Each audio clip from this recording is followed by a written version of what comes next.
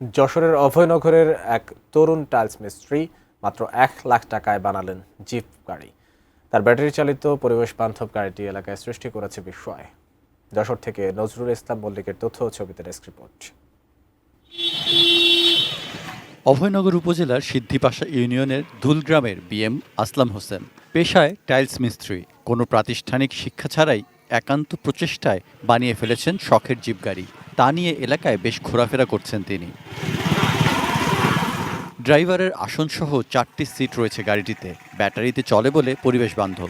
উদ্ভাবক আসলাম হোসেন জানিয়েছেন, প্রতিদিন একবার 10 থেকে 15 টাকা বিদ্যুৎ খরচে চার্জ দিলে 80 থেকে 100 কিলোমিটার পথ চলা যাবে।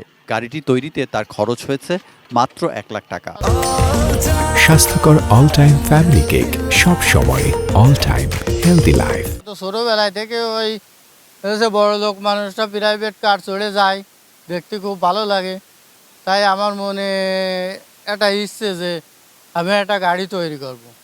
তাই অর্থ পয়সা করি তো কম, তাই কাঠ দিয়ে এই গাড়িটা তৈরি করেছি। আর তেল দিয়ে অত টাকা খরচ করে আমার পক্ষে সম্ভব নেই, জন্য ব্যাটারি চালিত বানাইছি।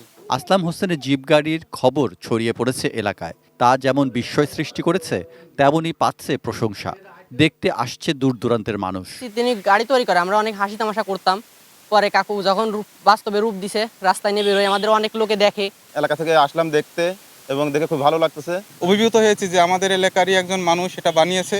এই যে গাড়িটা তৈরি হয়েছে জিপ গাড়ি, আমি ইউনিয়ন পরিষদের পক্ষ থেকে সার্বিকভাবে সহযোগিতা করতে চাই।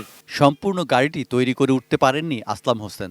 সরকার এবং শিল্প উদ্যোক্তাদের সহযোগিতা পেলে স্বল্প মূল্যে এমন পরিবেশ বান্ধব গাড়ির বাণিজ্য উৎপাদন সহজ হতে পারে। Saikat Dasgupta, desk report, ATN news.